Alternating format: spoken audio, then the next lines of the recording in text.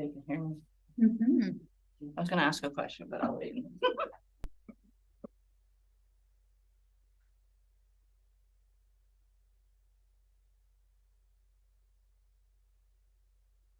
Does the alternates have access to the income agendas? I printed one for you. You did, okay.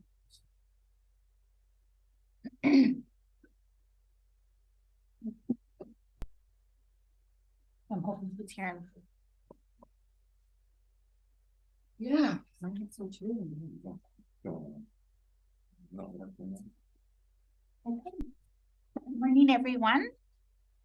I'm Michelle Jones, Corporate Officer for the qathet Regional District, and I'm going to call this the first meeting in January, Committee of the Whole meeting to order.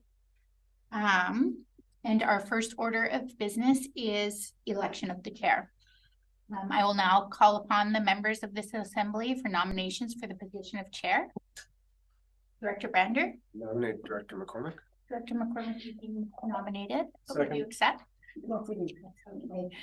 Thank you. I will call a second time for nominations for the position of chair for the Committee of the Whole. We'll call a third and final time for nominations for the position of chair for Committee of the Whole. If no other nominations have been received, Adjournment is the awarded position of the chair by acclamation, and I will now hand over chairing this meeting. Thank you. And thank you, everyone. It'll just take me a minute to move all my stuff. Yes, please.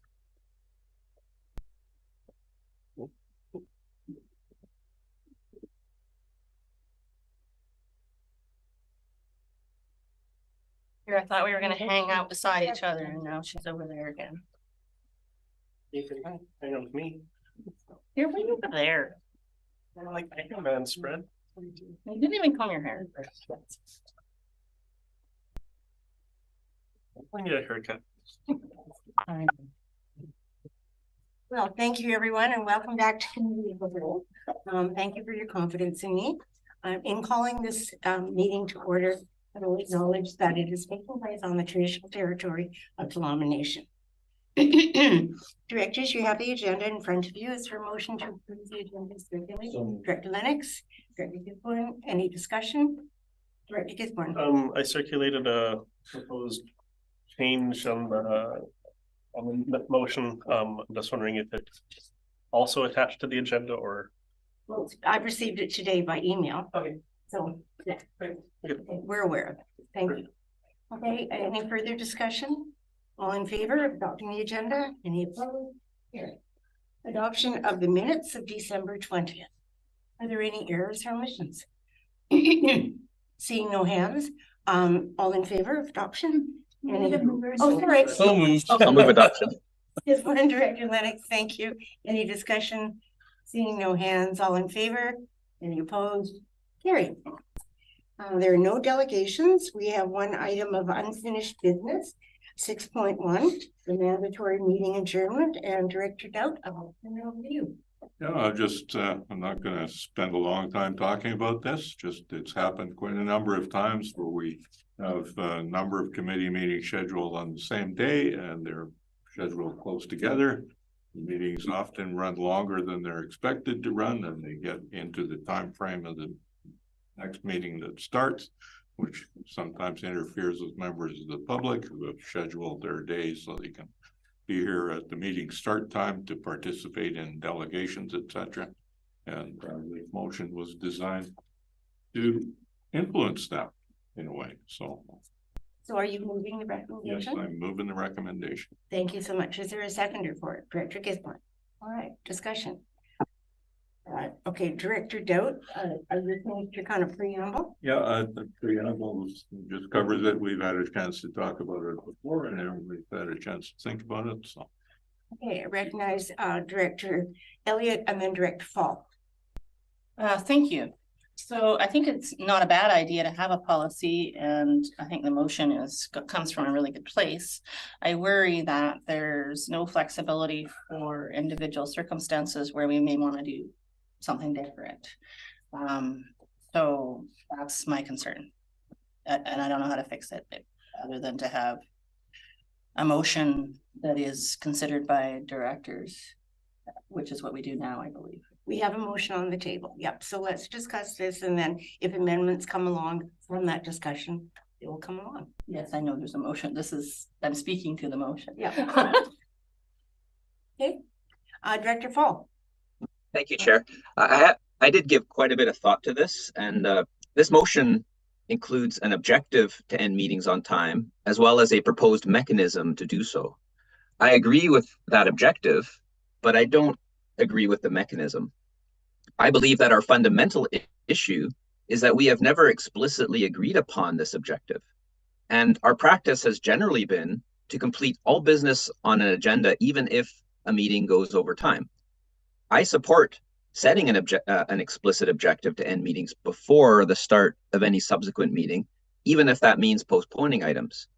We already have procedural tools to achieve this. Deciding which items to postpone and which to prioritize for the time remaining in a meeting requires the ability for brief discussion.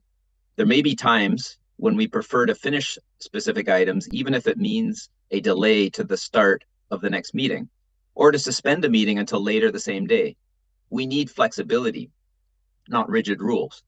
I propose the following guideline, which is consistent with Eli Mina's recommendation regarding rush decisions in his book that we've all received. You can't quite see that, 101 boardroom problems. If a meeting chair notices that time is becoming short before the start of a subsequent meeting, they can suggest that one or more non-time sensitive items be postponed until the next meeting and try to focus on the time sensitive items. If time is short for the time sensitive items, consideration could be given to suspend until after the subsequent meeting. These considerations could be raised half an hour or more before the start of the subsequent meeting, perhaps 10 minutes for regional hospital district meetings. Directors could help when time starts to run short by identifying whether remaining items are time sensitive or not, and by making appropriate procedural motions. That is what I attempted to do last Finance Committee meeting, perhaps not so gracefully, and we postponed parts of one item ending 3 minutes over time. Done more gracefully, we could have easily ended sooner. There is no reason for us to rush decisions. Let's take the time for sufficient deliberation. There is nothing wrong with postponing items that are non-time sensitive. These show up as unfinished business near the start of the next agenda, as was done for this very item, and won't likely be postponed a second time. The risk of a snowplow effect of building up postponed items is also very low. Since the start of term, we have never had 2 consecutive months with delayed start times of more than 10 minutes. Also, committee meetings longer than 3 hours on consecutive months has only happened twice this term. I would be happy for us to set an objective that starting meetings on time should take priority over completing all the business of a prior meeting. This can be done efficiently and flexibly if we choose to work cooperatively. While I agree with the objective in the motion before us, I don't agree with the need to add rigid rules to our procedure bylaw. If we are unable to work cooperatively to achieve this objective, I would be open to revisiting this in a year. Thank you. Thank you, Director Fall. Director Brandon. Thanks, Chair.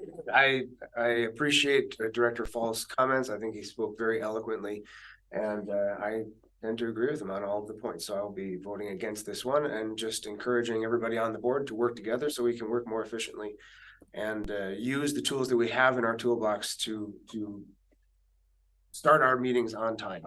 Thank you. Thank you. Director Gisborne, and then I'll put myself on the speaker. Thank you, Chair. Reading the motion gives me some ideas on what it is that we need to be doing and the problem we're trying to solve. Hearing Director Doubt's comments, I think he's absolutely correct. When we come to our board standing committee meetings, our board meetings, I believe you're absolutely correct that we are running into issues with our schedule where one meeting is scheduled and we are now running into the start of the next meeting. It then puts the entire decision-making process under strain, where we then have to start considering, do we go faster, as in make rush decisions, which is, as Director Fall pointed out, Ali Mina says it's not a good idea, or do we postpone it to the next month, so we're not making a rush decision. However, that has an impact on all of us and members of the public who, might be looking at an item later on the agenda and going, I'm prepared for that item, or a member of the public comes and they go, I really want to hear the discussion about that item. And then for us to kind of go, well, that's not time sensitive, we'll discuss it next month. And then the member of the public's like, well, I took time out of my busy day to come and see what the discussion was all about. So that's another issue. The other one is decisions by exhaustion. That's another big risk that Elimina points out, is once you start making decisions by exhaustion because you've got too much on your plate, that can become an issue. And that's usually a result of when you have one meeting that goes for a very long time.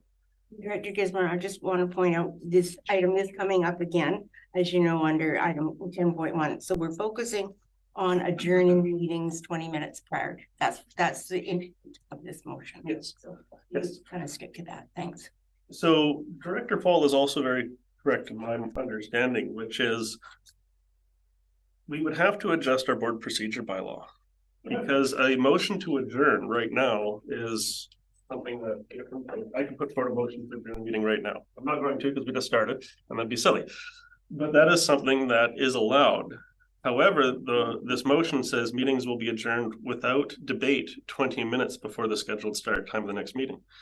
The only way we could really implement that would be to change our board procedure bylaw, because a motion to adjourn is debatable. Board procedure bylaws are not something that's easy to amend. There are some things in our procedure bylaw that I would be happy to see amend, but that's kind of a part of a bigger process. It involves public engagement. What I actually think about this motion is that it stems from a deeper problem of our meeting schedules. And I'm actually not prepared to vote on this item until we deal with the meeting schedule. So therefore, I would actually put forward a motion to, actually, I'm going to wait until you speak, because that's respectful. And then I would put forward a motion to table this item until after 10.1. Okay, thank you, Director Gisborne. I have a question for Director Doubt and then a comment. And my question to you, Director Doubt, the hospital board is scheduled to start half an hour before the start of the regional board meeting. It's scheduled to start at 3 o'clock. Regional board is scheduled to start at 3:30. So following this procedure that you're proposing, that would mean we would adjourn hospital board at 10 minutes after 3. So can you, as previous chair and possibly continuing chair of the hospital board, guarantee to stick to 10-minute meetings? I'll stick to answering your question. No, I can't guarantee as chair the length of the meeting, and I'll put my name on the list to speak. Okay, thank you. And so therefore, I'm concerned also about flexibility and maintaining the flexibility that we have. We may be hot on a particular topic and, it's 20 minutes till the next meeting. So to wait until next month, really concerns me. So, yeah, those are my thoughts. So, Director, anyone else who hasn't spoken the first time? Okay, Director Doubt, go ahead. No, actually, there have been some 6-minute hospital board meetings. But for this motion, I intentionally made the motion specifically about meeting stop times, not about meeting scheduling, not about what day the meetings will be on or how many there will be on a day. And those are considerations that can take place either without this motion passing or after this motion passed. Maybe the board might at some day think it's better to start, if there's a 3:30 committee of the whole meeting, might be better to start the hospital district meeting at 2:30. It's just harder to squeeze 6 meetings into a day that way. Okay, so that's a different issue that I'm talking about the end times. Now, I heard Director Fall and Director Brander and everybody saying, well, the chair can deal with this and the board can deal with it and we can postpone things. These are not new abilities that just came about this morning. Those have existed. And the reason the motion is here is that chairs and board members have failed to recognize that the time allotted for the meeting has come to an end and they should do something.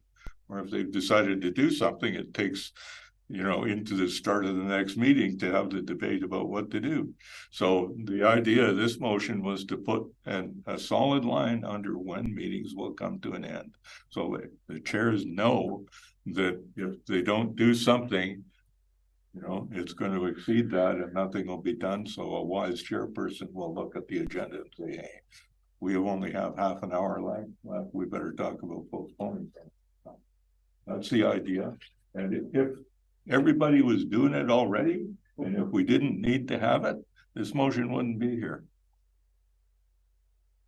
Thank you, Director Deb. Okay, Director Gisborne, I believe you. Yeah, I move to table this item until after 10.1, which is the alternate proposed meeting schedule. Is there a seconder for that motion to table? There a second for discussion? Okay, is there discussion allowed on motion? No discussion? Well, then I will second it not for discussion. Okay, It's all right. procedurally, essentially, we pause the motion until after another motion, then it comes back again, so it doesn't kill it. Okay, so yes, corporate Yes. officer? So procedurally, like all debate that has occurred and limits of debate go till after 10:1. Okay, so we will vote then on the motion to table the motion till after 10.1. All in favor of that? Sure. Seeing 4 hands, all opposed? I can't be both. Okay, the motion is carried. So one is, Who was opposed? I was opposed out, and I think that was all. Director Fall. Director Fall. As opposed. Can't see Director Fall, so. We're just going to correct the view. Okay, thanks. Because if he puts his hand up, I won't know. I'll yell if you need me to. A new way to abstain. We're now on to correspondence. Right, here's 7.1, item of correspondence. Is there any business arising on this correspondence? Director Fall, okay? Yes, I'd like to talk a bit about this letter, if I might. Please, go ahead. Okay. And I read this letter and we've worked a long time with Let's Talk Trash team. The LTT has provided stellar service to our community, and I'm sad to see us part ways at this time. And I would say that is primarily our loss. I wish them the best in their next steps, and I'm confident they will continue to help BC communities wrestle with our waste management monster issues. I do have one question through the chair, if I might, regarding this letter. The third paragraph mentions that job sharing wasn't available as an option to Let's Talk Trash, who have inherently worked as job co-sharers through their whole time working with us. And so my question is, could I ask for clarity on when job sharing is or is not an option for positions when they come up? And it's just to get a bit more clarity on job sharing as a possibility. Thank you, Director Fall. Question on job sharing. Corporate officer. Okay, thank you. Through the chair. I think that is in reference to the manager of environmental services. What are the policy? Oh yeah, so we have the flexible work arrangement policy and the development of the flexible work arrangement program, and that does not contemplate job sharing. It does contemplate 4 other methods of flexible work arrangements, but job sharing is not one that is in the program. Okay, thank you. Director Elliott. So I interpreted that to mean the contract for management was awarded to a different people, and that therefore they weren't able to do their promotional work in combination with management of the Resource Recovery Center, and that was what they were referring to. And was I wrong about that? Was it more to do with an employee relationship? CEO. Through the chair, I'm going to suggest that if you want to get further into discussion of this, that we take a moment to consider going in camera at a future meeting to discuss this matter. That was my thought, because it is a personnel issue, so I would entertain a motion to refer to in camera. Okay, so hold that thought, Director Elliott. Director Gisborne. Thank you, Chair. When I saw this letter on a public agenda, I actually ended up running into someone, and they said, "Hey, what's this item all about?" And as I understand, much like what the CAO just said, was we go in camera for things that are land, labor, and law. And so my question was going to be, in relation to the correspondence on the public agenda today, what can the regional district tell the public about our relation between Let's Talk Trash and the regional district? So it's a question through the chair to the CAO, because it seems like we're starting to now skirt that line between out of camera and in camera, and I want to make sure that we stay within our fenced enclosure. Yeah. The chair, I think you're right to speak about anything that's contained in the letter. They wanted it in the open. Okay. So from the looks of it, we don't, like, we're not going to be having a working relationship in the future with them, or I don't know, like, it's because it's kind of how it felt when, like, the interpretation of the letter, but I don't really know entirely how. I might be completely confused, and that's where I'm asking for clarification. Yeah. Through the chair, I think the letter is quite self-explanatory. And if you want to get into further details, then I suggest we go in camera at some future meeting. Okay. Thank you for that. And you know, the letter raises a lot of questions, and those are questions of a personnel nature, which, you know, by legislation is an in-camera discussion. So if, you know, if there's no further hands, I'm not seeing any, No. Pardon? Ow. CAO. So, excuse me, Chair, I'll be a little jokingly here. Which eye is your short vision eye? We won't go there. Oh, good. Through the chair,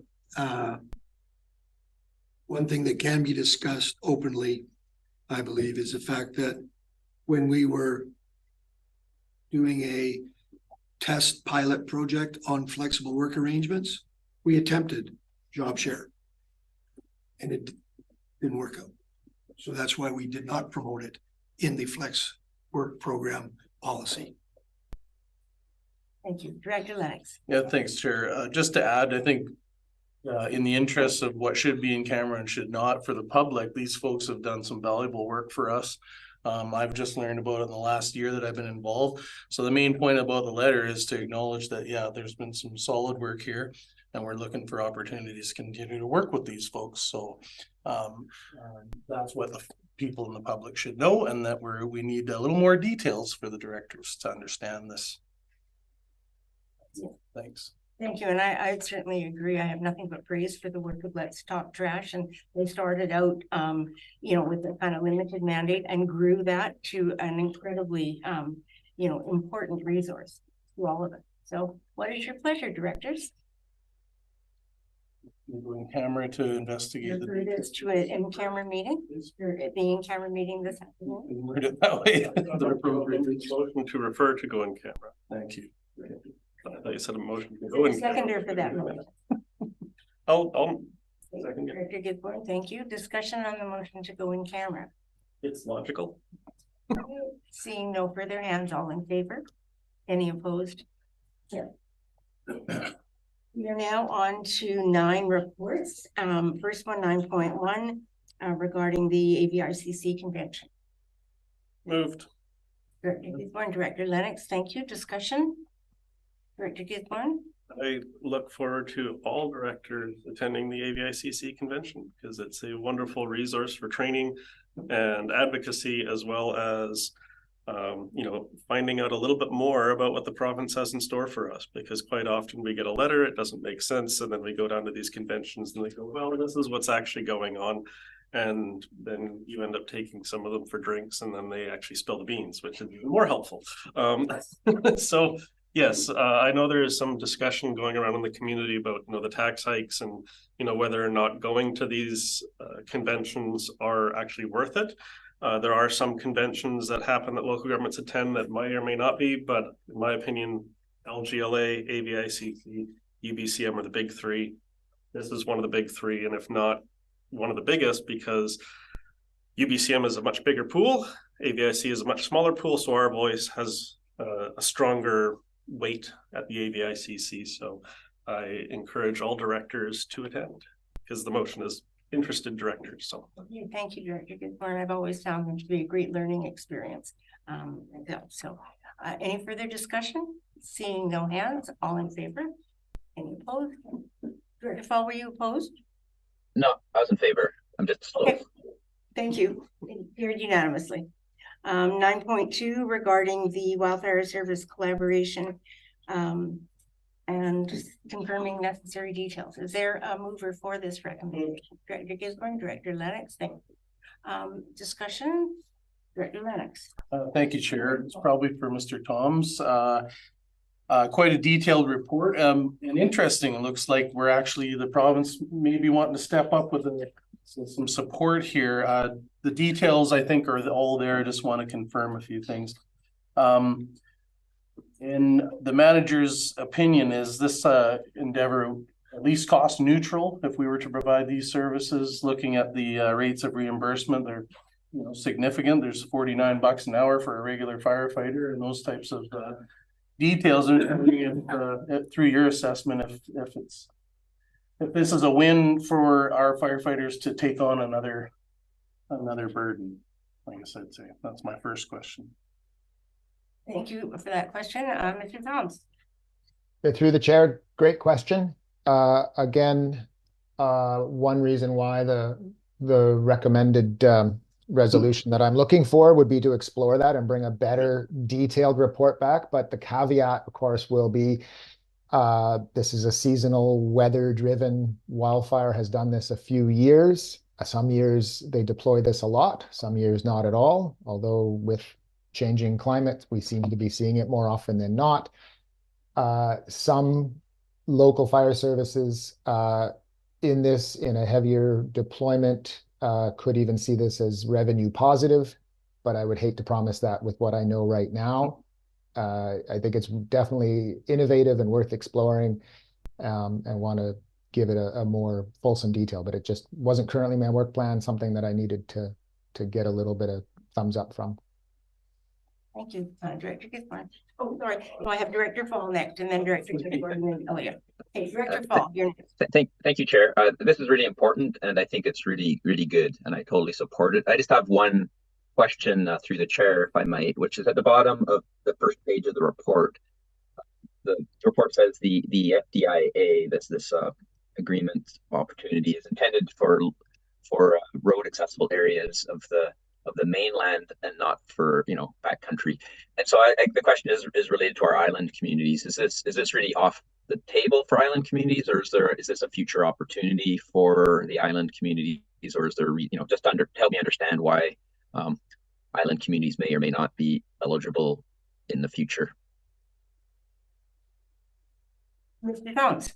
Through the chair, another great question that I need to explore. The one, and I was expecting this question specifically from Director McCormick, because I think the one island where we have a significant amount of near country outside of local fire services is Texada Island. Lasqueti Island is 100% covered already by the Lasqueti Island Volunteer Fire Department. So unlikely, as is Savory, for that to apply in this exact context. I don't know the answer to Texada Island, but that's the obvious. One of the questions on my list to try to work through would be, would it support? Because the intent is certainly not for this type of resource to leave the region. Thank you, Mr. Jones. Okay, does that answer your question, Director Paul? Yes, it does. Thank you very much. Thank you. Okay, Director Gisborne. Okay. Yeah, thank you for our Manager of Emergency Services for bringing this forward. How our fire departments operate in terms of wildfires has always been one of those things that I try and wrap my head around, because it kind of dawned on me when it was explained years ago that when there's a forest fire, it's not the responsibility of the local fire department. It becomes provincial responsibility, and your fire department is typically responding to house fires and automobile accidents and things like that.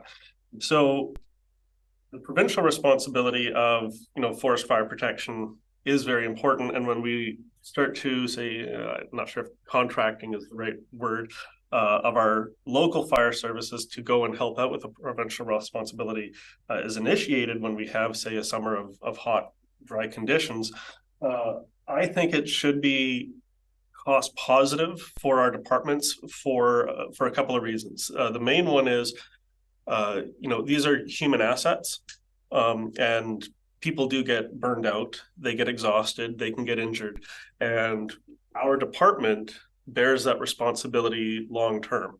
So someone works really hard, they're putting out fires, and then it might be 6 months to a year later that they now have a workplace injury that kind of grows.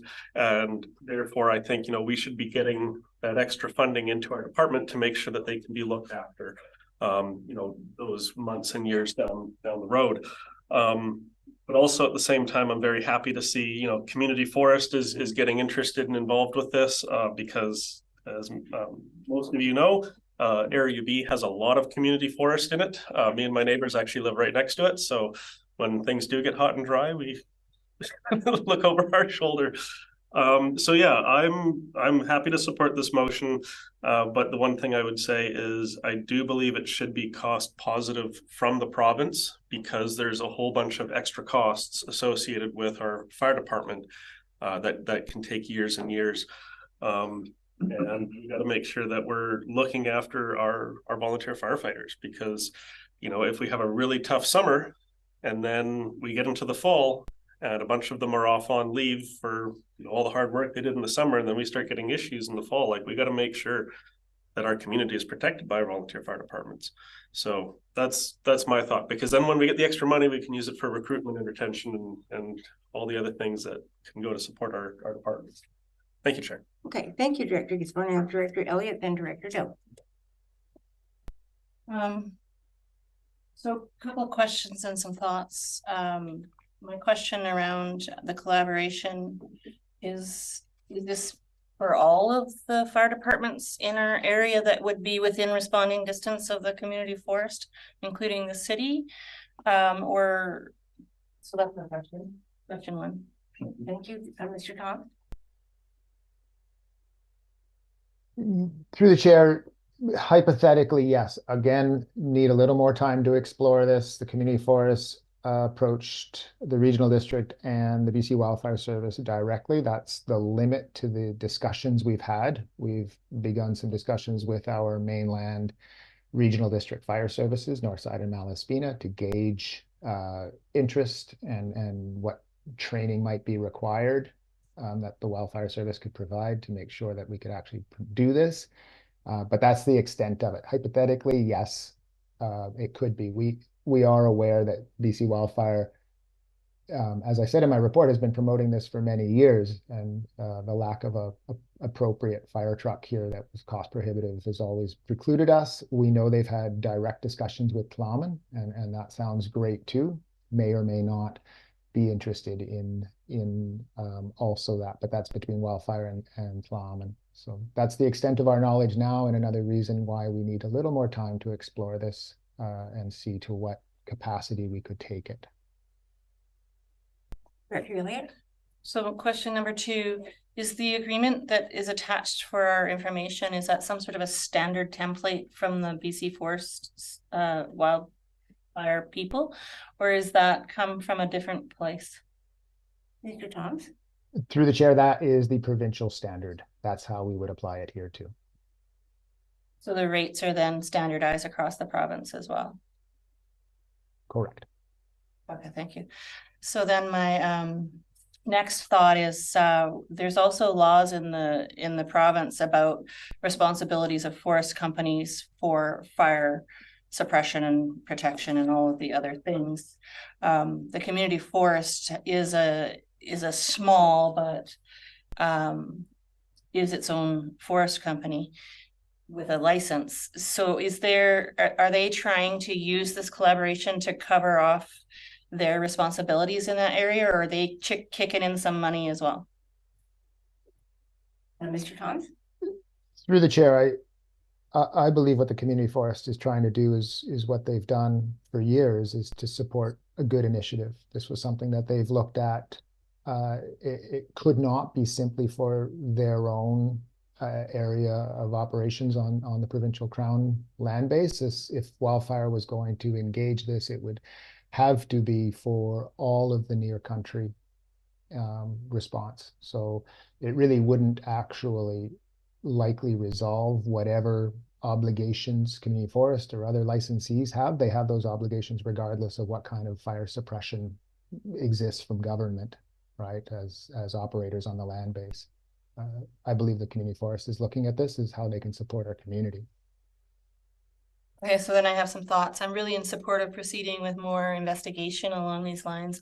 I think our backcountry, our community forests, and our other forests are incredibly valuable to all of us. The things I would like to get more information about is how we make sure people are trained up before they're engaging in any of the activities required, and whether that's a time lag or and I know you're on it. I just want to know more about it when we're looking at it. I want to understand it. And then, so I'm essentially in favor of getting more information and hopefully seeing more details around how the overall plan works, and hopefully also talking to the other forest companies in the area that would benefit from collaboration in this area.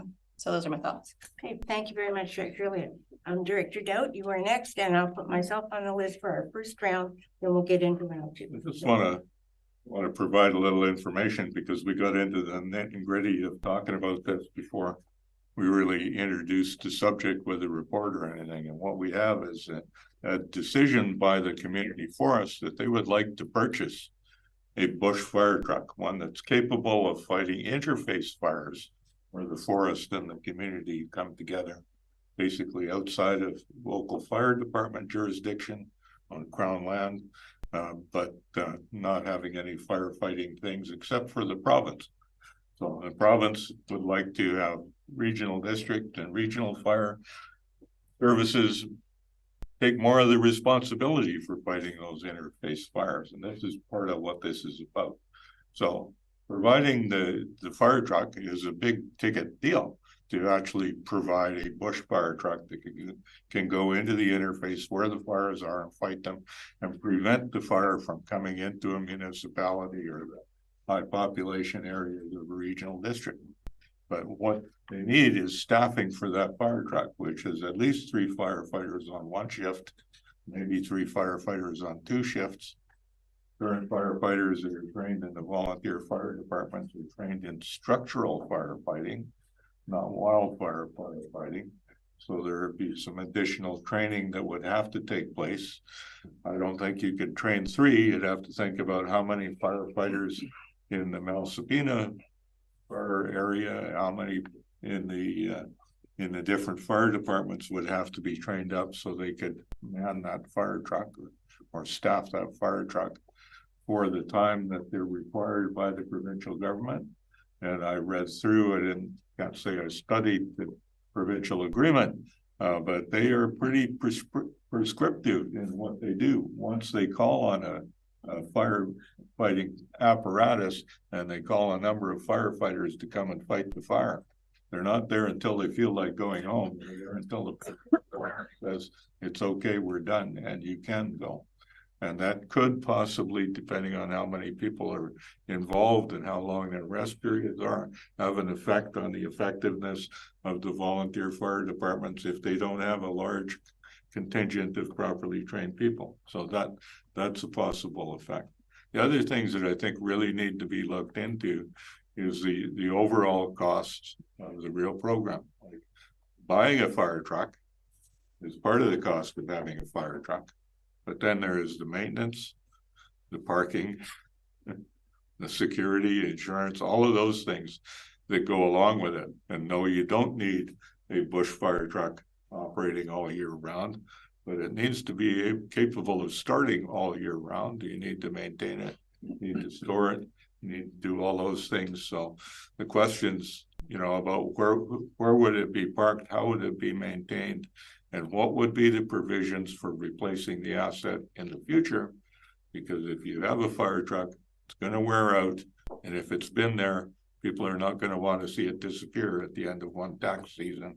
They're going to want it to keep going. So those basic storage, maintenance, and asset coverage, or the kind of questions, I'd like to hear a little bit more about how will those happen? Well, thank you, Director Dowden, and I would, assume that this is part of the confirming necessary details, which is what this motion is about. We're empowering staff to go out and get that information and bring it back. I'm asking staff if they thought about those things.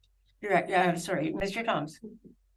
Through the chair, yes, I could say to Director Doubt that we have thought about all those things. Preliminary only would say that the community forest suggestion is that they will purchase and own this apparatus throughout its lifetime, and really just during times of need would look for a lease to the regional district so that we had control and insurance under those firefighters. Again, needs a little more exploration because those are all really good questions, and to make sure that's actually doable and works with the wildfire service that then would turn around and want to enter an agreement with the regional district. So again, things that just need a little bit more finer attention, but I agree, those are all the questions that we've started to ask also.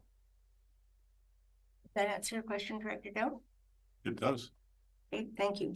So concluding round one, I have a couple of questions for Mr. Toms. One is that since Area D is the only area in the regional district that does not have a regional district fire service, although we have two fantastic volunteer fire services, is there thought to including them in this initiative?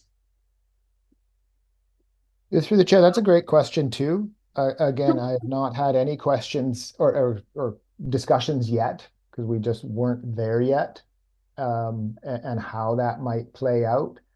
But we tend to share among all the 8 fire services in this region any developments, and so that time will come, and how that could or could not play into this. And like I said at the outset here, I think even just the support, regardless of the crewing of it, the support to Texada Island with the ferry link and how applicable that may or may not be. They're all great questions, but again, it's at the general level, we see a great idea. We just need the time to sort through all these details. Well, I agree, it's a great idea. And if you could put that on your list of things to bring back information about. There is a cooperative agreement now between all of the fire departments, including the 2 on Texada, to come to each other's aid if necessary, a mutual aid agreement. And so I think it would be really valuable to include the 2 departments, be they independent though, in this initiative. Wildfires would devastate Texada being an island, and evacuation is an issue being an island. So I think it's really important. I have no problem confirming necessary details. But I guess I have one further question for Mr. Toms. And that is, if the 2 departments on Texada are not included, and since fire departments, volunteer fire departments are funded like as silos, so Northside, taxpayers pay for Northside, Malaspina, et cetera, would the cost, should any cost come to the regional district from this initiative, be borne by the individual fire departments who are participating and not by those who have no opportunity to participate? So that's my question to Mr. Tom. Again, a very good question, one that we'll need to figure out. And I guess the flip side to that would be any revenues would then also probably have to correspond with where those expenses came from. So these are all really important details that you're right.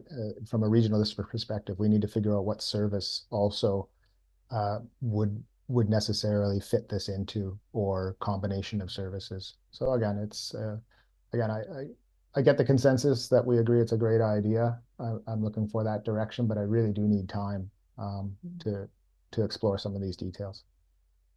Thank you, Mr. Tom. Okay, for round 2, first of all, I have Director Lennox, then Gisborne, and am I seeing any other hands for round 2?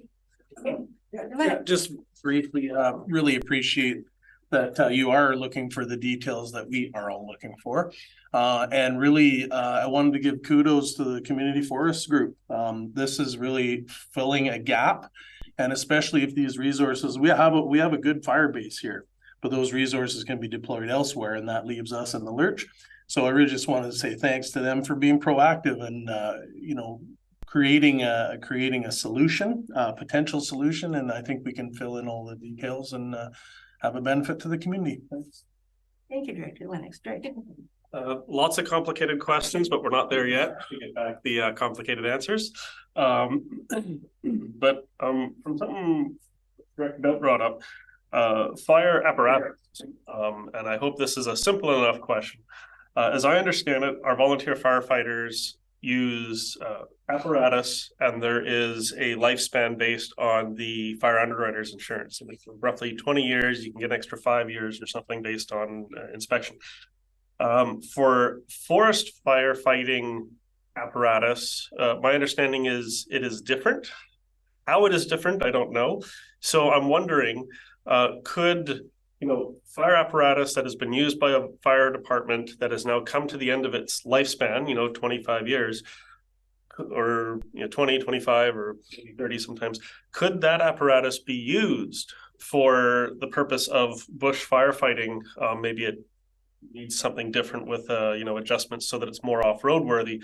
But does the forest firefighting apparatus still require that same, short lifespan that we all seem to run into with our volunteer fire departments and the big budget incursions that those apparatus cause? Or could there be a potential opportunity here that we have some very nice fire trucks that are just too old to keep and they essentially disappear?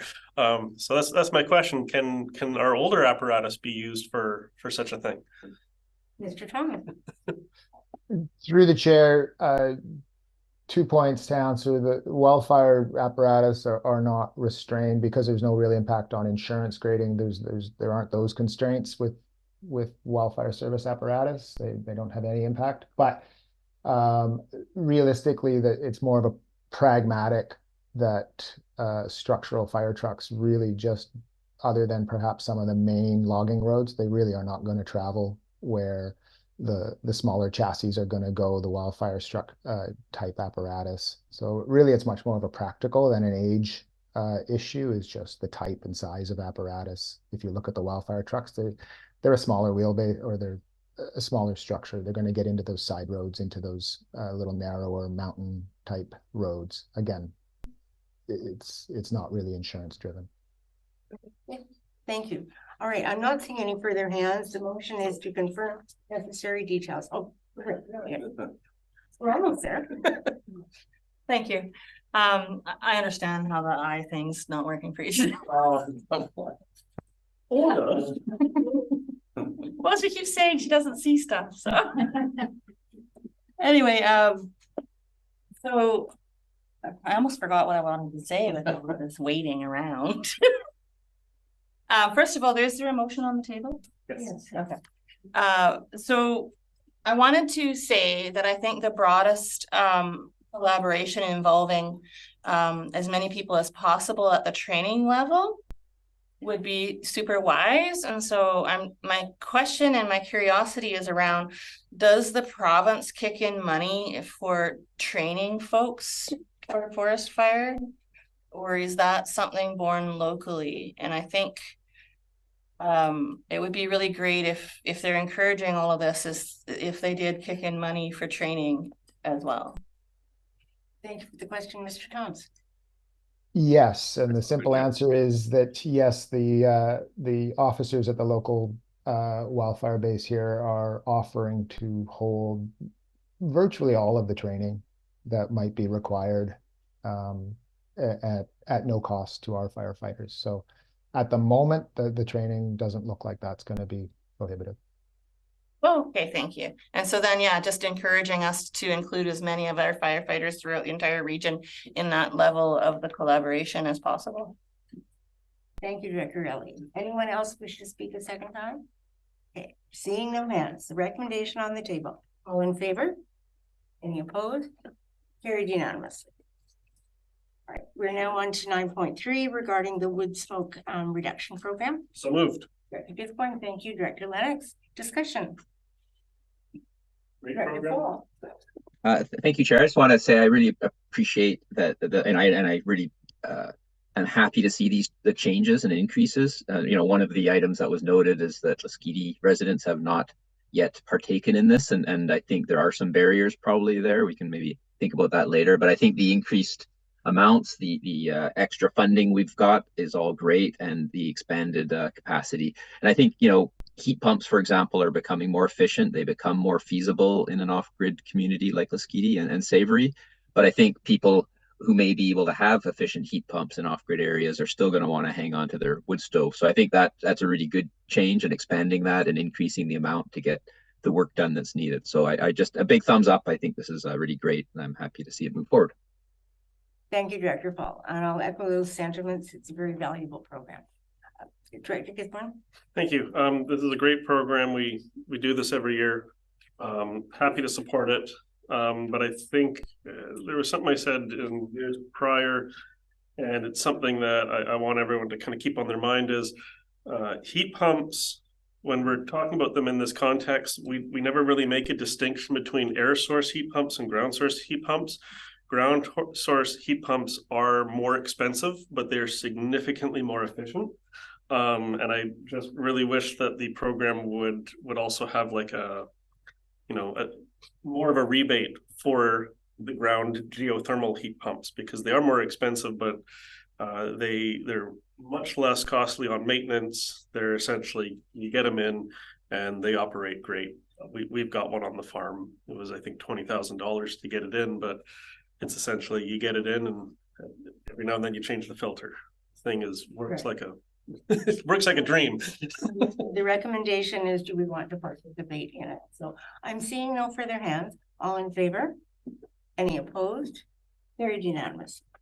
9.4 the Northside Fire Protection Service Bylaw Amendment. Director Gisborne, were you? I was going to see if Director Lennox wanted to. Is there a mover for this recommendation? I was going to move it. Awesome. Okay, Lennox and Gisborne, thank you very much. Director Lennox.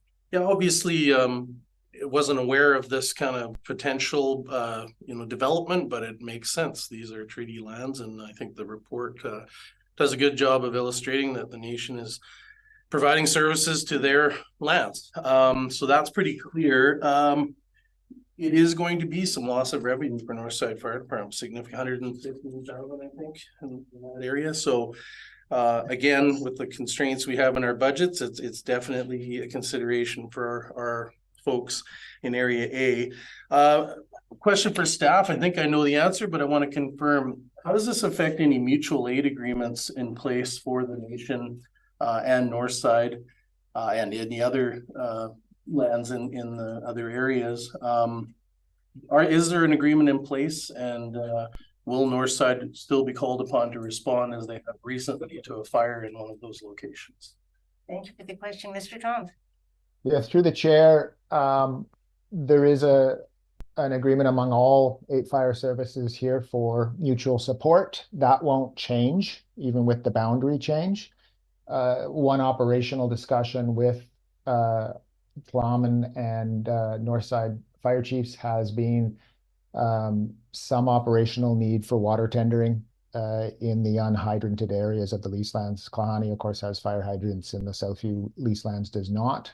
And so we anticipate requests from Uhlmann Fire Department to Northside for water hydrants in areas that they're now serving that don't have hydrants. We don't foresee any issues there.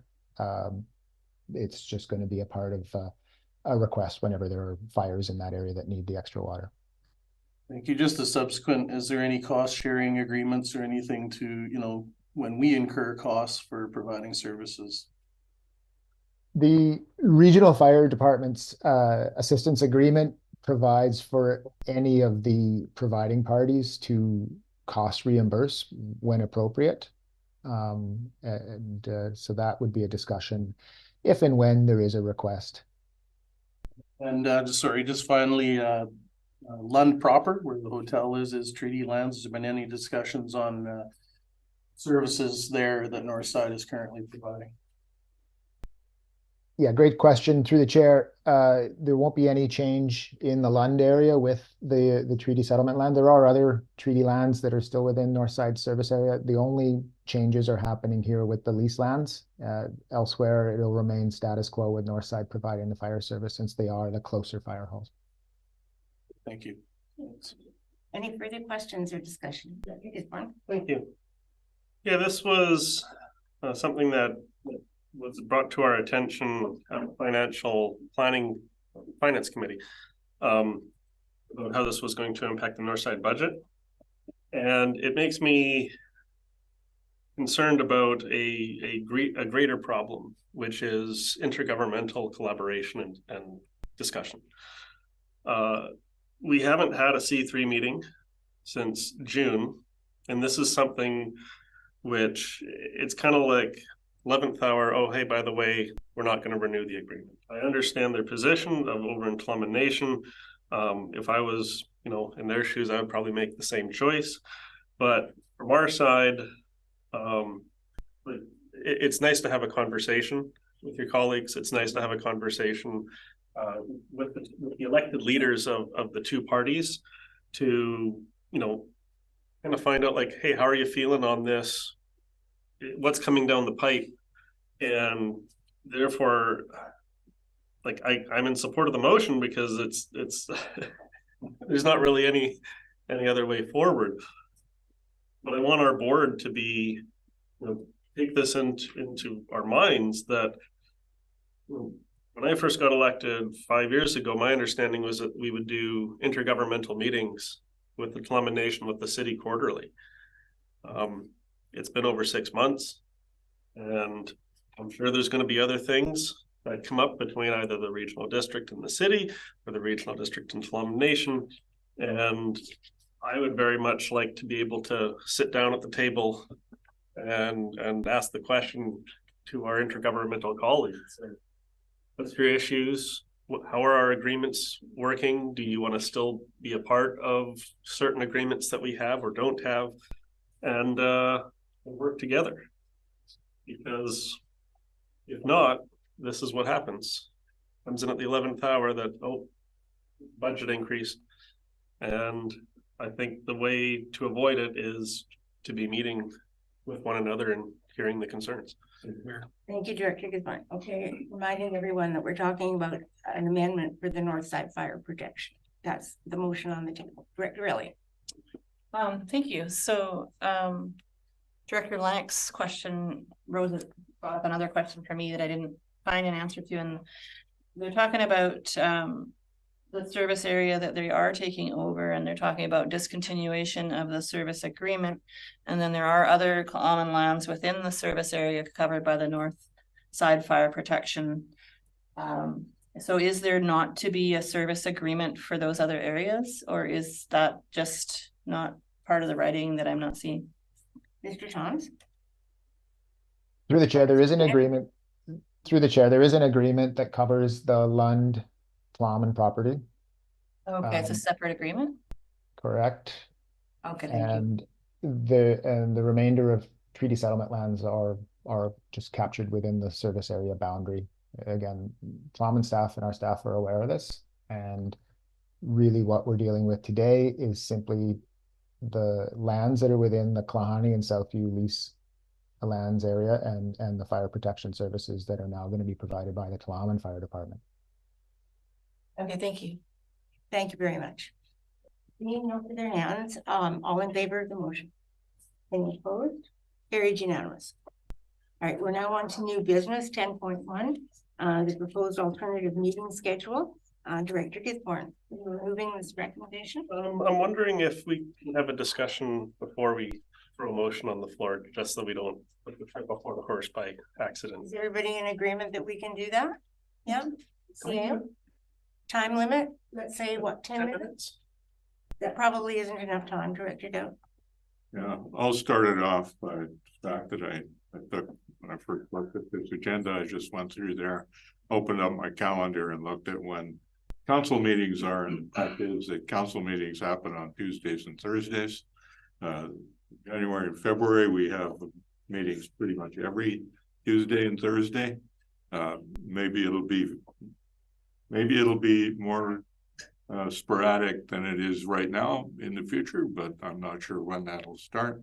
And basically the proposal has a lot of Tuesdays and Thursdays, regardless of the times, because council meeting time changes are happening every day as well. Is there's way too many conflicts for me to say that I could attend these meetings.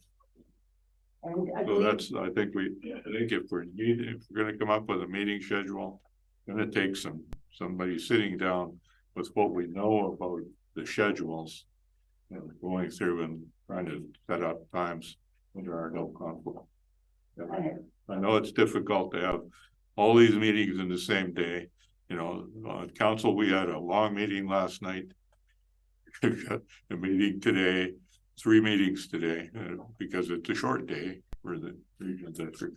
We have a long council meeting on Thursday, and I have North Island 911, which they've specifically requested in-person attendance for signing authorities and stuff on Friday. So, you know, but this schedule won't work for city council meetings. And I think we need to put some effort into doing something different. thank you, Director Dowd. I believe you made that point really clear at the beginning when we were first discussing meeting schedule a year and a bit ago, that Wednesday was the only free day, right? Is that, got that correct? The only one that you can usually guarantee is going to be a free day for city council. Okay, we hear you. Director Gisborne. Okay, my first question for Director Dowd, are the schedule you're referring to the one that was on the agenda originally, or the new one that got sent out by email? One that's on the agenda now. Yes. I completely agree with Director Dowd. It was actually brought to my attention the conflict of the municipal council meetings. I didn't quite understand how the municipal council meetings were scheduled and on which week. I have to thank Director Elliott for pointing me to the direction of their procedure bylaw, that it's the first Thursday and the third Thursday, which are the scheduled council meetings. And then that's where their Tuesday committee of the whole meetings then stem from. So that's why sometimes a committee of the whole meeting will actually even be on the previous month's agenda. Once that locked into my brain, I went, okay, I think I kind of understand the issue with the city council meeting. I sent out a PDF document and I color coded it using the currently scheduled city council committee of the whole and council meetings and plugged it in. I then took a look at our existing schedule, and there are some days of the year where it goes city council committee of the whole, and then we have a full day of meetings, and then the next day is a city council meeting. And I thought to myself, you know, I sometimes like to get into a good debate with the municipal councillors, but I think they will be absolutely exhausted if we're getting into a schedule like that. We've also been hearing, or at least I have, from members of the public that you know, they're wondering when our meeting schedules are. Some would like to attend our meetings. Oh, thank you so much. Ms. Jones actually has some copies, so let's actually hand these ones around. Thanks. And then there's a few more coming. Thank you. And so what I did was I took our convention schedules, AVICC, UBCM, LGLA, and I put those in red. Stat holidays are in gold. And then dark blue is the city council meetings, and the light blue is the city's committee of the whole meetings. There's quite often you know, some confusion in the public about like, when are the meetings in this community in terms of local government. We used to have our meetings at 4 and 7. The City Council of Powell River has meetings at 4 and 7. My understanding for the reasons for those meeting times is when you're working a 9 to 5 job or 8:30 to 4:30, you typically are expected to get a lot of your work done if you want to clock out earlier, if you want to go to a meeting. But if you got to go to a meeting at noon, it really puts strain on your employer and employee relationship. I recall as a kid, my father and him having to get out of work early, but it was still workable that he could make a 4 o'clock meeting. As a farmer, you know, the 10:30 meetings and then all the other meetings can become very challenging for the work on the farm. So I took a look at how we used to do meetings back in like 2012, which is long before I don't know if any of us were here in 2012, but that was kind of the meeting schedule then was like 4 o'clock for committees and then board as a 7 o'clock. So using the schedule for municipality and our conventions, I came up with a draft schedule. The motion that I would think is, I don't think we should just implement it for February right away, because we want to make sure the public has some time and some notice to understand what's going on. We are in the budget deliberations, so I'd be happy to give it a try in April. And when I took a look at the schedule, you will see 4 purple in a month. And the first Tuesday of on like such a schedule, I think would be important for committee meetings. And then our Thursday meeting, we could start with the committee meeting at 4, with a board meeting at 7 on that first Thursday, because it would then be based on what committee meetings happened like in the prior. Ideally, we wouldn't want that board meeting to have too much stuff on it, because there would already be a committee meeting that day. So thinking about it, I thought first Tuesday would make sense for Electoral Area Services Committee. And then the following Thursday could be Committee of the Whole. And that way, if there's anything that comes up at Electoral Area Services that impacts, we think impacts municipality, and of course, municipal directors are welcome to attend all meetings, that we could kick it to Committee of the Whole 2 days later. Then 2 weeks later, we could have Planning Committee. And I know that took my mind a bit to work around, because we've always had Planning Committee first. And then the last Thursday, we would have our board meeting at 7 p.m. And that way, that board meeting would be focused on rural services and Committee of the Whole. And then when we go into the next month, we would have our Thursday with Committee of the Whole. And then that board meeting would be for any emergency business and essentially what came up on the Planning Committee agenda.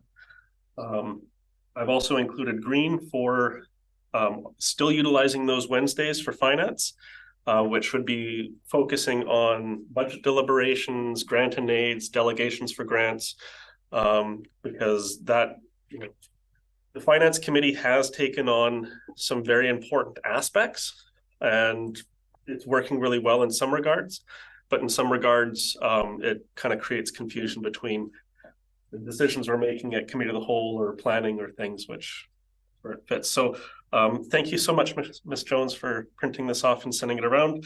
And yeah, I want to hear what folks think. We have a minute and a half left of our discussion time. Director Elliott, you're next.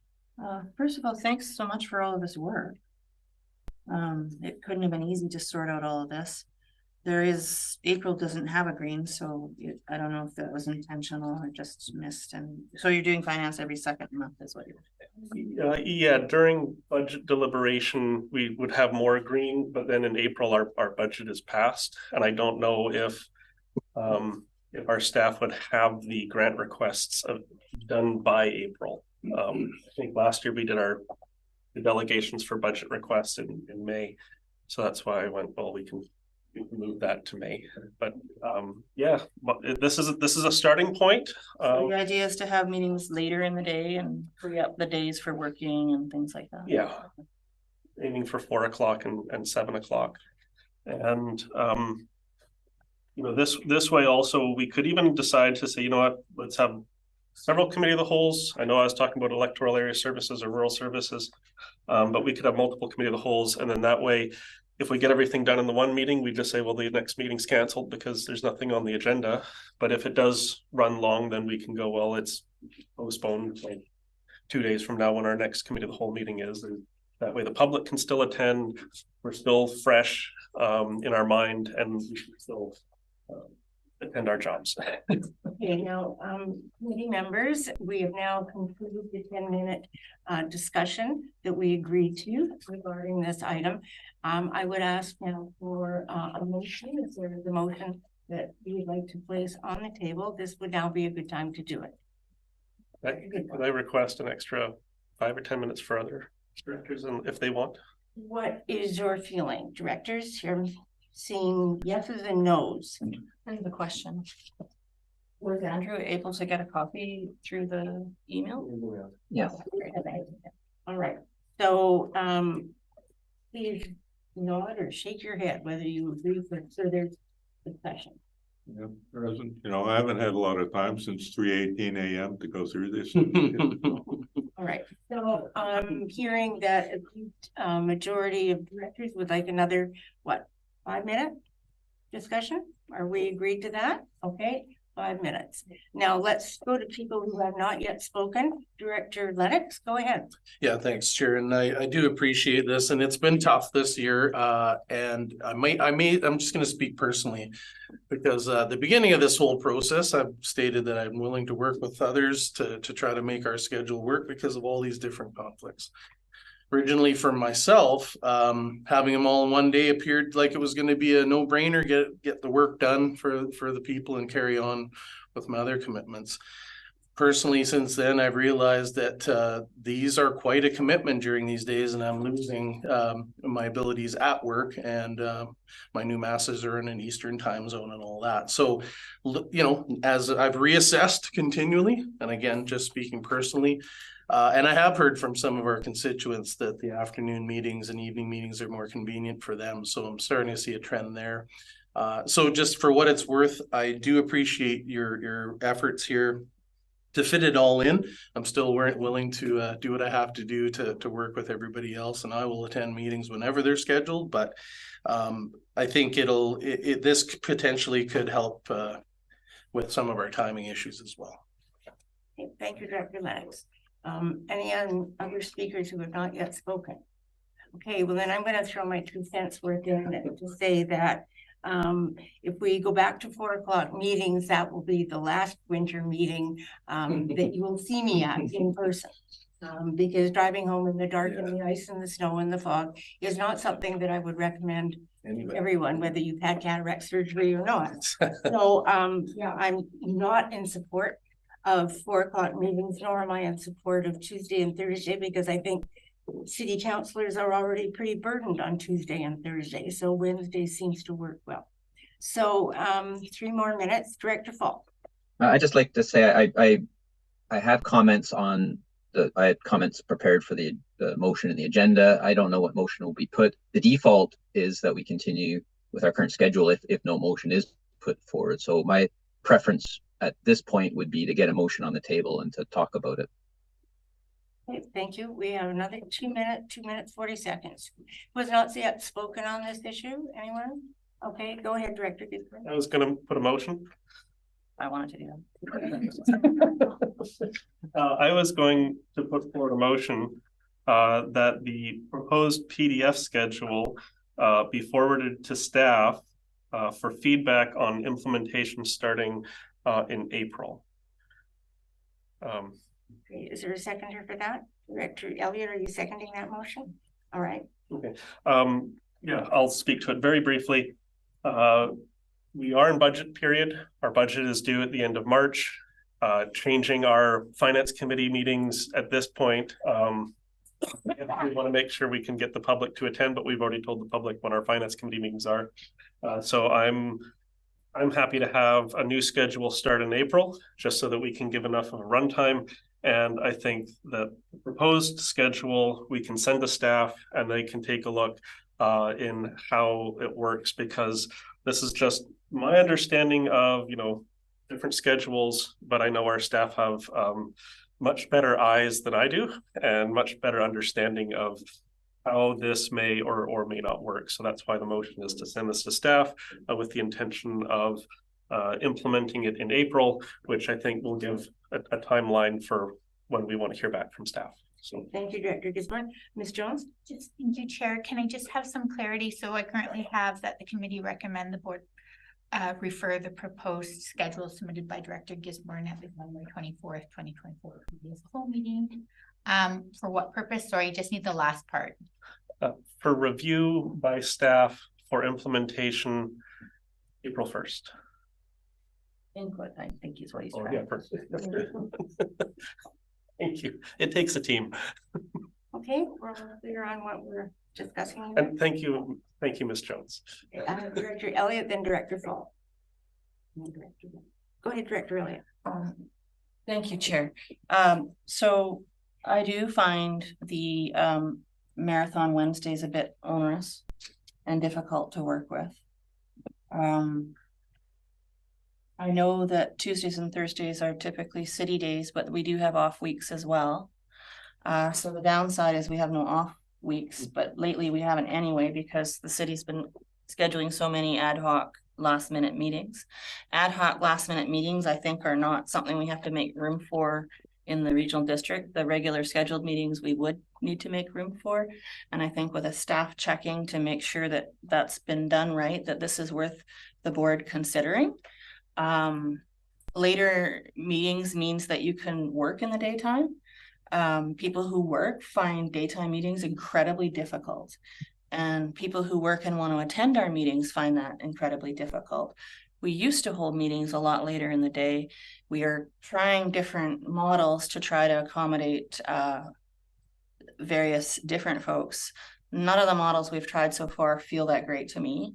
So I'm wanting to have staff give us some input to this as far as whether it works, whether it meets our operational needs. And then I want to consider it. Thank you, Director Elliott. Director Powell, you're next. Thank you, Chair. The problem that this proposed schedule change attempts to address is meetings bumping into the start of subsequent meetings, leading to rushed decisions and decisions by exhaustion. To understand this problem, I looked at the times of every meeting so far this term. Out of 70 meetings, start times have been delayed 9 times, but only 4 times by more than 10 minutes, and only one of these under the current schedule. To put it bluntly, in my view, there is no problem with the current schedule. Planning committee meetings have never caused a delay. Neither have board meetings, as these are always the last in the day. Regional Hospital District Committee of the Whole meetings have caused 1 delay of more than 10 minutes and have gone over half an hour just 3 times, and then by only 6 minutes or less. The half an hour in the current schedule works. Regional Hospital District board meetings have also caused 1 delay of more than 10 minutes, and that meeting lasted 1 hour and 7 minutes. All other meetings of that group have been 11 minutes or less. If a long agenda is expected, we can always schedule an extra meeting. Finance committee meetings have caused 2 delays of more than 10 minutes and have had a median length of about 2 hours. If I was to suggest one minor change, it would be for finance committee meetings to have 3 hours, even when followed by a regional hospital district meeting. Committee of the Whole meetings have never caused delays of more than 10 minutes. Only 3 have been longer than the minimum time available in the current schedule, which is 4.5 hours. And only one of those was by more than 10 minutes. That was the unusually long 7-hour meeting for which I am sure no one wants a repeat. But even that meeting only caused a delay of 9 minutes to the following meeting because we chose to suspend it to later the same day. We should not base our schedule changes on rare outliers. Hold on, Director Fall, 1 second. A point of order has been called. I believe the director is talking about like meetings running too long, which is the tabled motion that is yet to come back to. Like this is a meeting schedule which has lots of stuff. Discussion right now seems to be pertaining to the tabled motion that'll be coming later. Right. I was confused. So we should all be focusing on this motion to refer this to staff. So I'm sorry for the interruption, Director Fall, but good point. Thank you, Chair. I'm talking about schedules, and my last sentence was we should not base our schedules on rare outliers like that one long meeting. There is no need to feel that decisions are being rushed if we applied the guidelines I advocated earlier. And as for making decisions by exhaustion, I agree that is a poor practice, but I disagree that we have been doing so. So far this term, only 1 day has included more than 8 hours of total meeting time.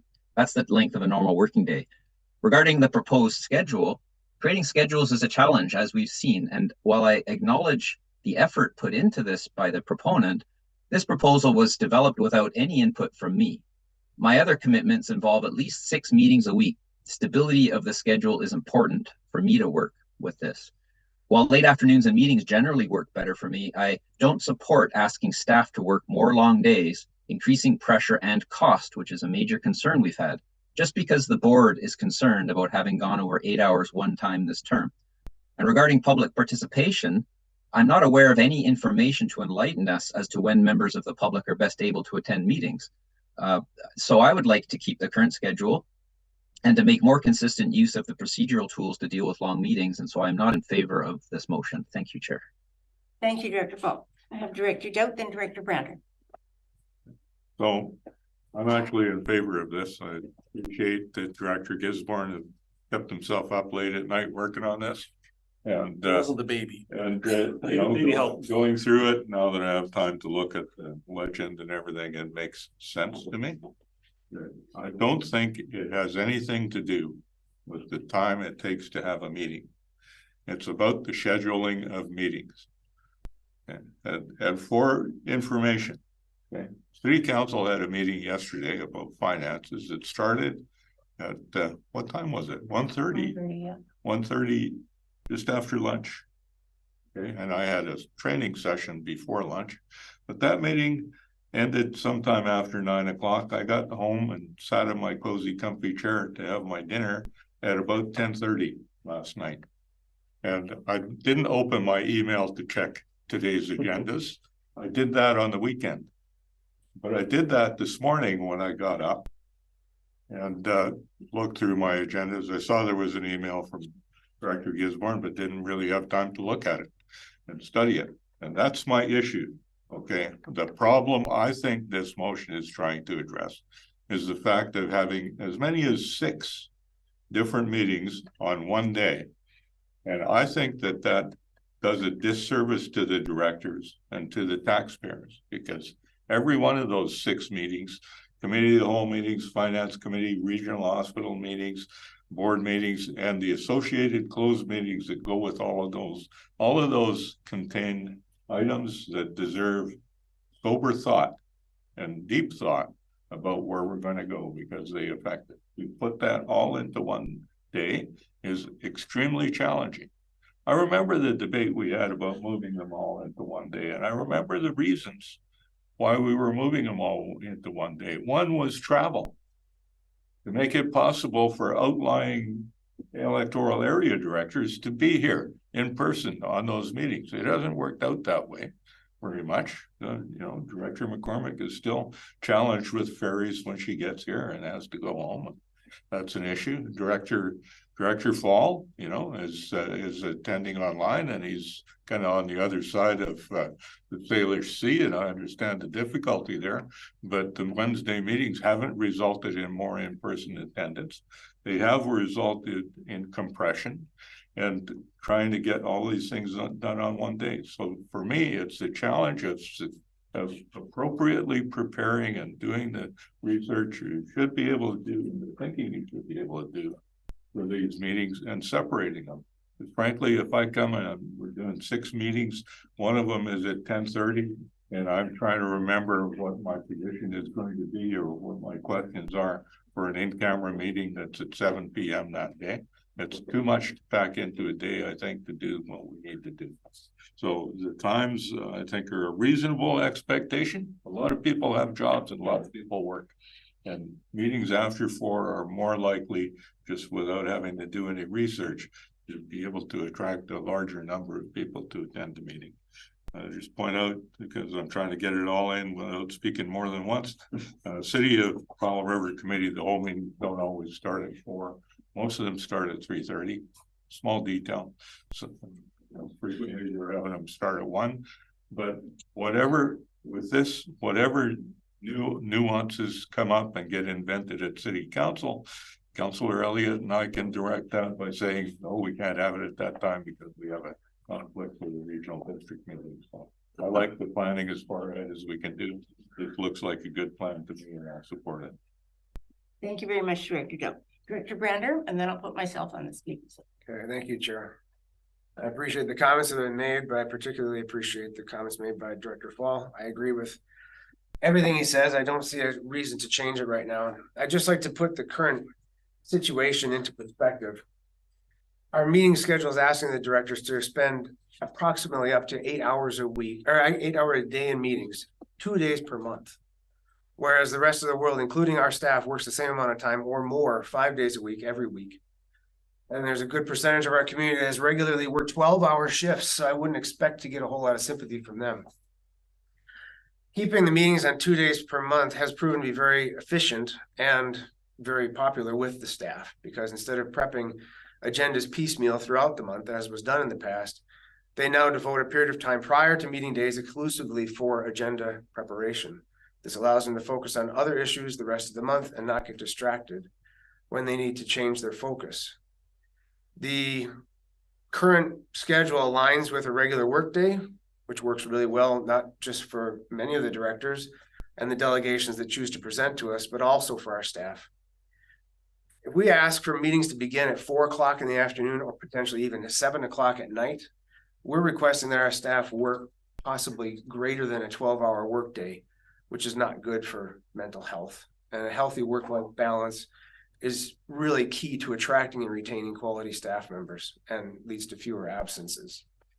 And the final argument I have for keeping the current schedule is flat out money.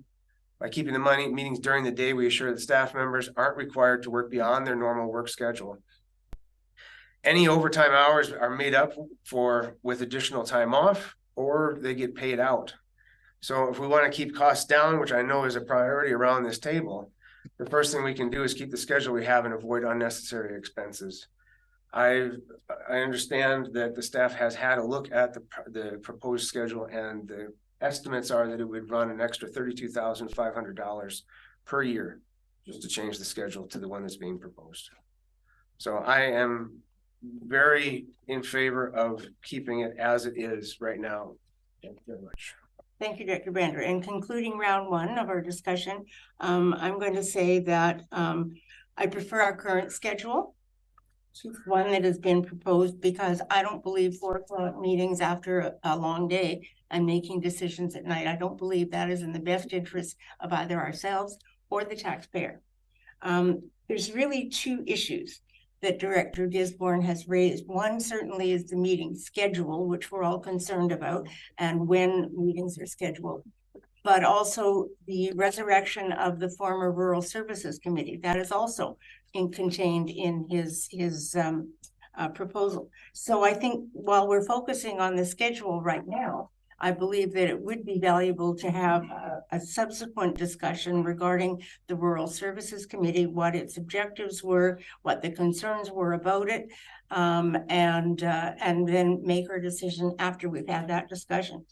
So just kind of focusing on the schedule. In Vancouver, committee meetings all started at 9:30 in the morning. Council meetings started at 2 o'clock. And I believe that is still scheduled to this day. That was long before the advent of being able to watch a meeting 24/7, which we now have. Members of the public can watch meetings 24/7 and participate virtually. If there's something they want to provide input on, and it happens to be at 11 o'clock in the morning, take 10 minutes and do that. They can provide input from anywhere, pretty much at any time. So we have that, advantage now with technology, which we didn't have years ago. And I really believe that it's a disservice to have meetings at night. I really do. So those are my thoughts. And I would now begin round 2. So Director Gisborne, you are first on round 2. Thank you. The motion on the table is to send the proposed schedule to our staff for input. This updated proposed schedule, yes, went out at 3 o'clock in the morning. Kids wake me up at night. And so I don't know how Director Brander is able to get figures on how much this is going to cost from the staff and present it to the committee in such a short working order, because, well, right off the bat, who directs staff to do this kind of work? Like the motion before us today is to direct staff to come back with, feedback on this proposed schedule. So I thank Director Brander for the input, but the directors here don't speak for staff. Staff will speak for themselves in their follow-up report. So as to the cost, I am curious to know the cost, but we also must ask ourselves, what is the cost to our taxpayers for rush decision-making or decisions that are made, you know, under stress or under duress, because those also have costs and expenses. My other thoughts are we have implemented some flexibility within our work schedule. And additionally, you know, when we have our meetings, if they're all on one day, then, you know, I expect, you know, all our senior management to attend, because, you know, we might start asking questions about all the different things that come on our agenda. But if we have these meetings broken up where, okay, we're having a planning committee at 4 o'clock, you know, I don't expect Patrick Devereaux to be there to speak to something that is a planning committee item. When it comes to elected officials and other jurisdictions, absolutely, Vancouver can meet during the day, because the municipal councillors of Vancouver get paid over $90,000 a year, $180,000 for their mayor. You can live on that salary. At our table, it's what, 20 grand, 24 grand. That's not a salary. I can say that's what fills my pockets for the whole year. Like, I still have to work. I still have to find other sources of employment. And the way we're having our meeting schedules right now, yes, it is roughly 8 hours a day for all of our meetings. But when you look at how we do our meetings, there is a significant amount of prep time, and that is expected of us, to be reading the agendas, to be getting our understanding, as Director Doudt said, you know, to kind of be researching and come to the meetings prepared. That's what we're trained to do, is to come to our meetings prepared. So we don't start working on our meetings and we show up and call it to order, and then we open the agenda and go, oh, that's what's on our agenda. There is a significant amount of lead time that comes into our meeting, and then we're here ready to do business. And when we have a whole list of items on different meetings, you know, once we get 4 or 5 hours into it, I'm under 40 and I'm starting to get, wait, what are we talking about again? And by the time we get to the end, we're all essentially just, let's get out of here and get home. And I recall many, many years ago, after board meetings, you know, the directors would say, oh, let's go for dinner now. And it was a good day. We still have we're still friendly and cordial with each other. But it's like, after such a long, hard day, sometimes it's like, I just want to go home and have a drink and get away from all this. I don't drink. So the motion on the table is to send this proposed schedule to our staff for input for potential implementation on in April. This is not making the decision today. This is simply asking for the staff's feedback and input on this proposed schedule. And maybe when it comes back, we go, okay, well, maybe we can split it up on different days and adjust the times to 2 o'clock in the afternoon, or whatever works for the director from Texado or Lasqueti.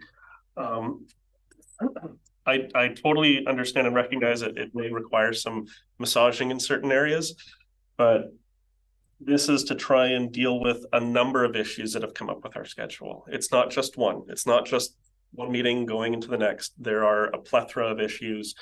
And this idea of the proposed schedule came about from looking at some very old meeting schedule structure and looking at the city council's official meeting structure. And I saw there was a lot of similarities. And I go, well, you know, 20 or 30 years of other local government councils and boards having a very similar schedule for a long time, you know, they must have figured something out. So this is trying to get some input from our staff to come back with how about something like the old system. So that's why I'm in support of the motion, because it's not saying we're doing it, it's asking for staff input. Thank you, Director Gisborne. Director Lennox. Yeah, thanks, Chair. I do support the motion because, to Director Gisborne's point, it's information. We've agreed through this whole first year, and now it's into the second year, that we would continue to work on this together to get to the final solution, and we're not there yet. So I would appreciate seeing how this would work. In favor, thanks. Thank you very much. Any further speakers? Okay, I'll throw my final 2 cents worth in for round 2. I would like to see a schedule that allows for 2 meetings per day. That would allow fulsome discussion on issues, and I don't want to see our discussions limited, because I think it's important for us to discuss issues as fully as we feel is necessary to come to the best decisions that we can. I would like to see, say, a schedule that is week 1, finance and board, week 2, planning, and possibly electoral area services, former rural services committee, and week 4, committee of the whole and board. And the week that is the planning and rural services is only involving the electoral area directors, so the city directors are not involved in that. So those would be my thoughts, and I'm always in favor of asking staff for more information and their feedback. I'm conscious of the work that staff are under, and I wouldn't frivolously ask them for to do more work on top of what they're already doing. So I am sensitive to that as well. So with all of those thoughts, I will throw it open one more time to further discussion on this item. Seeing no hands, recommendation on the table is to refer this to staff. I will now call for the vote. All in favor of the recommendation? Okay, I see 5 hands. All opposed? I see 2 hands opposed. So the motion is carried. Now that brings us to question period. Are there any questions? Sorry, Chair, we have an item that has been tabled until after 10.1. So, oh yes, okay, right. That's it. The former, right. 6.1 is now 10.2.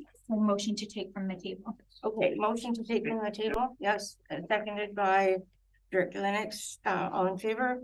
Any opposed? Carried. All right.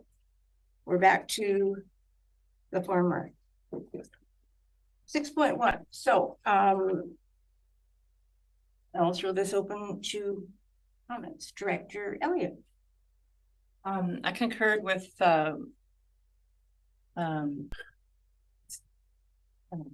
Wherever they are. Andrew's comments at the beginning. Sorry, my brain is burning on the wrong thing for some reason. I know your name, it won't go in my head at the moment.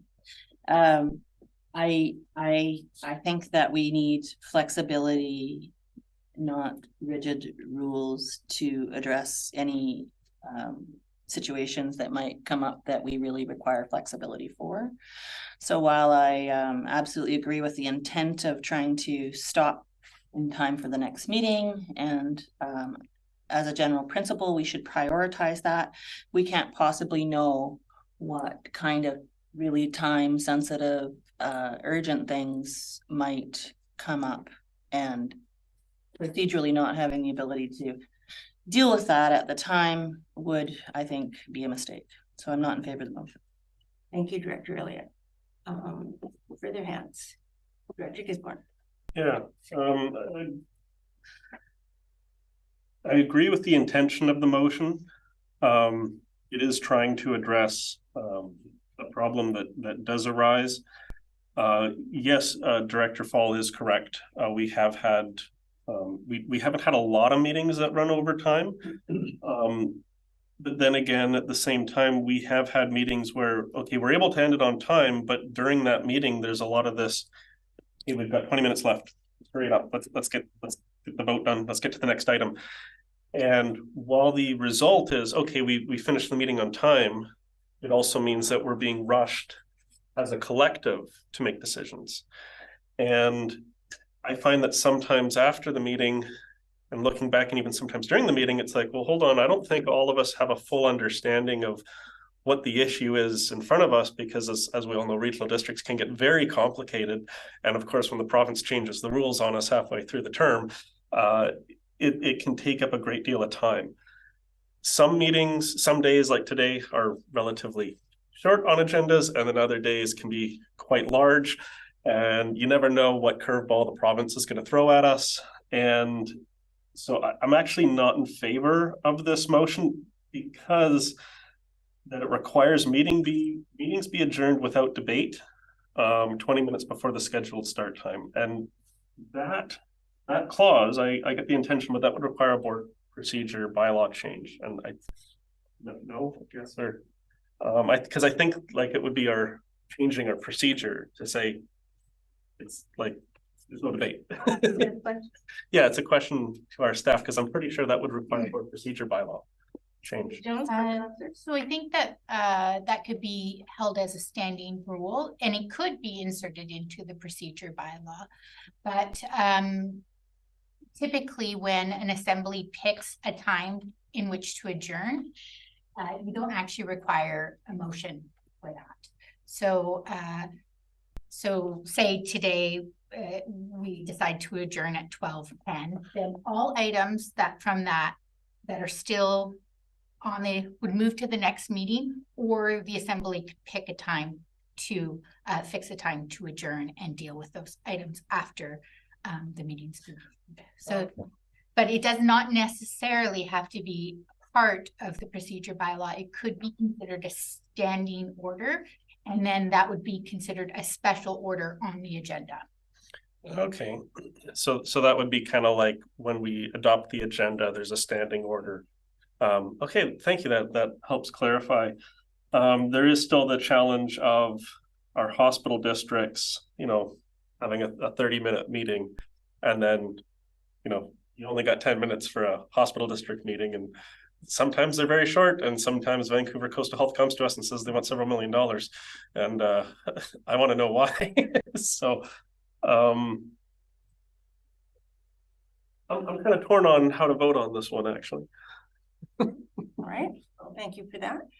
Further discussion, further questions? Director Fall. Thank you, Chair, and I'll be brief. I just wanted to revisit and rephrase the what I see as the fundamental issue we're facing here, which is our objective. I think we've been, our practice and our implicit unstated objective has been to try to complete all the business on an agenda, even if it goes over time.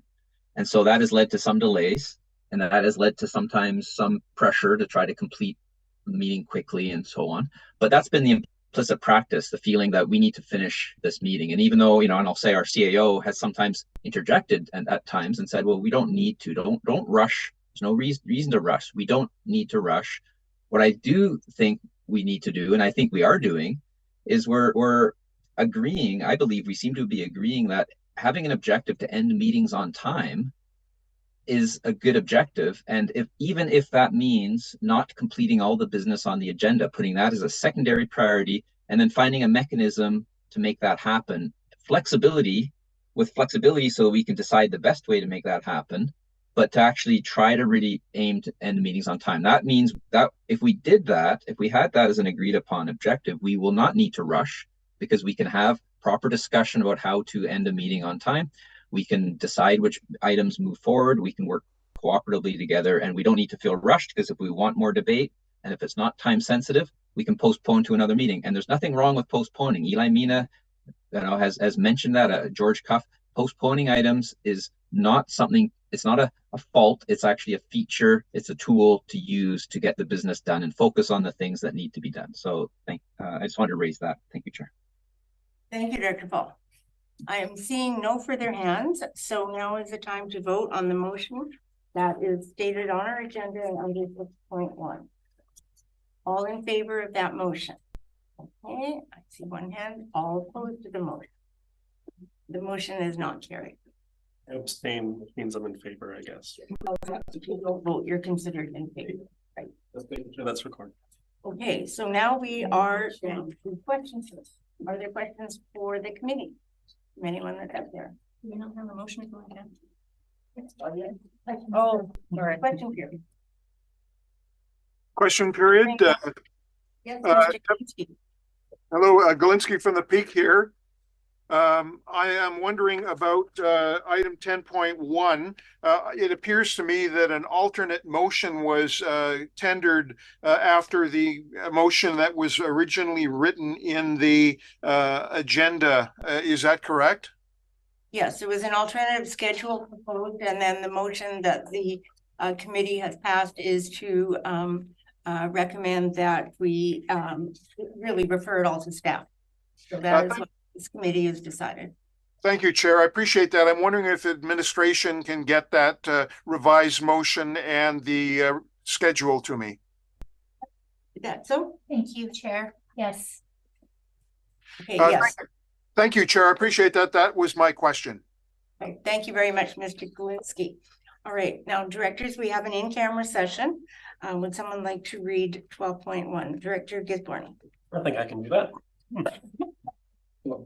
I move that the committee move in camera, that the meeting be closed to the public on the grounds that the subject matter to be considered relates to matters covered by the community charter under section 91A, personal information about an identifiable individual who holds or is being considered for a position as an officer, employee, or agent of the regional district, or another position appointed by the regional district. C, labor relations or other employee relations. I, the receipt of advice that is subject to solicitor-client privilege, including communications necessary for that purpose. J, information that is prohibited or information that, if it were presented in a document, would be prohibited. Disclosure under section 21 of the Freedom of Information and Protection of Privacy Act, and the consideration of whether a committee meeting should be closed under provision of this subsection or subsection 2. Thank you. Seconded by Director Elliott. Discussion. All in favor? Any opposed? Carried. We're going in camera. One.